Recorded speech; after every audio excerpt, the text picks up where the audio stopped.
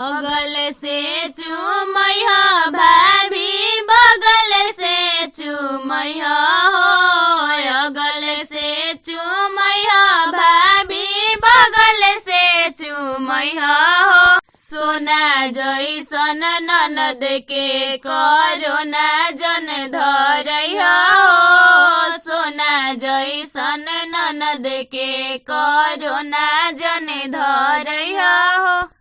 अगल से चुमैया मामी बगल से चुमैया हो, सोना जैसन भगनी के करोना जने धरैया हो। बगल से चुमैया मौसी बगल से चुमैया हो, अगल से चुमैया मौसी बगल से चुमैया। सोना जैसन बेटी के करोना जन धरैया हो, सोना जैसन बेटी के करोना जन धरैया हो। अगल से चुमैया दीदी बगल से चुमैया हो, अगल से चुमैया दीदी बगल से चुमैया।